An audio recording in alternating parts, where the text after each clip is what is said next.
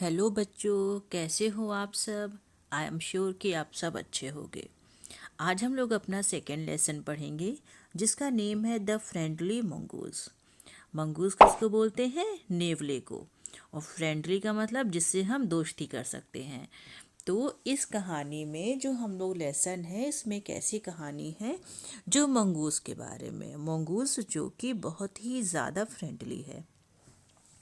तो लेसन जब स्टार्ट होता है तो हमें पता चलता है कि एक फार्मर है और उसकी वाइफ एक गांव में रहते हैं और उनके एक छोटा सा सन भी है और उनका बेटा भी छोटा है।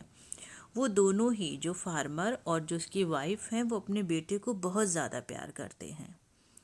उनका बेटा धीरे धीरे बड़ा होने लगा तो उनके मम्मी पापा ने सोचा कि मेरे बेटे को एक साथी की ज़रूरत है, एक कंपेनियन की ज़रूरत है। तो हम लोग क्या करते हैं, हम लोग एक एनिमल पेट कर लेते हैं। उसकी वाइफ को भी आइडिया बहुत अच्छा लगा।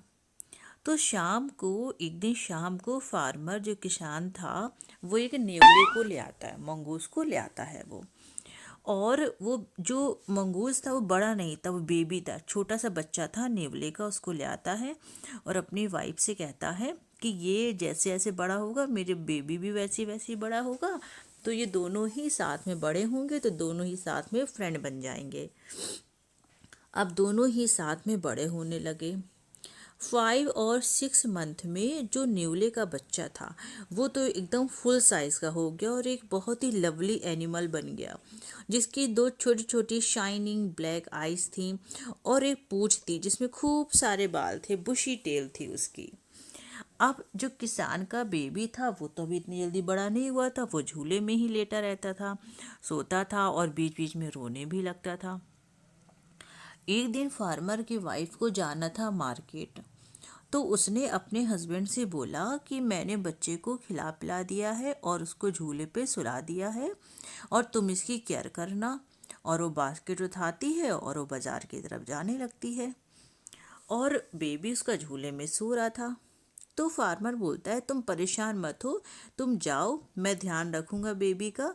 वैसे भी ये उसका दोस्त, उसका मंगूज है ना, तुम्हें डरने की ज़रूरत नहीं है क्योंकि ये उतना ही स्वीट है जितना कि हमारा बच्चा है।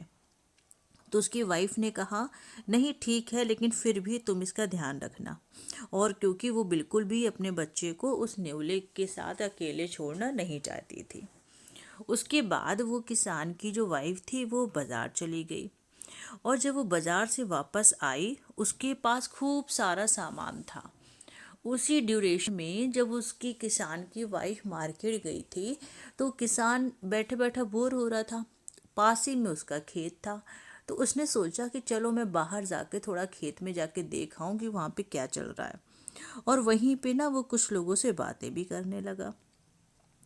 तभी उसकी वाइफ वापस आ गई और वो मंगूज वहाँ पे निवला बैठा था दरवाजे पे। वो बहुत खुश हो गया अपनी मालकिन को देख के, मतलब उस किसान की वाइफ को देख के बहुत ही ज़्यादा खुश हो गया और पूँछ हिलाने लगा। उसके दोनों पैरों में ब्लड लगा हुआ था और माउथ में भी ब्लड लगा हुआ था। किसान की वाइफ ने जैसे ही देखा उसको लगा कि इसने मेरे बच्चे को मार दिया है और वो बहुत ही ज़्यादा डर जाती है। और वो जो हाथ में बास्केट लिए थी जिसमें बहुत सारी ग्रॉसरी, बहुत सारा घर का राशन का सामान था, वो उसी नेवले के ऊपर फेंक देती है और वो नेवला मर जाता है। और वो चिल्लाती हुई वाइफ जाती है अपने बेबी को देखने, तो वो देखती है कि वहाँ पे एक सांप मरा हुआ पड़ा था और बेबी आराम से झूले में सो रहा था। जैसे ही वो देखती है उसको समझते हुए बिल्कुल भी देर नहीं लगती और वो समझ जाती है कि शायद ये सांप मेरे बच्चे को काटने आया होगा और इस नेवले ने उस सांप को मार दिया और मेरे बच्चे को बचा लिया। उसके बाद उसको बहुत ही ज़्यादा दुख होता है, वो नेवले की तरफ देखती है तो वो नेवला अब तक मर चुका होता है। इतने में ही उसका बेबी रोने लगता है और वो अपने बेबी के पास दौड़ के जाती है। किसान की वाइफ को अपनी इस गलती पर बहुत पछतावा होता है और वो सुबह सुबह के रोने लगती है। लेकिन वो मंगूज तब तक मर चुका था, उसको बिल्कुल भी नहीं पता था कि वो किसान की वाइफ वहाँ पे रो रही थी। और यहाँ पे बच्चों ये स्टोरी फिनिश हो जाती है।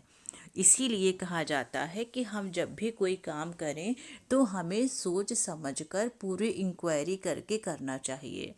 अगर वो किसान की वाइफ जल्दी वहाँ पे अंदर आ जाती और सबसे पहले वो इंक्वायरी कर लेती तो शायद वो मंगूस का बच्चा, वो नेवले का बच्चा वो नहीं मरता और आज वो उनके साथ होता।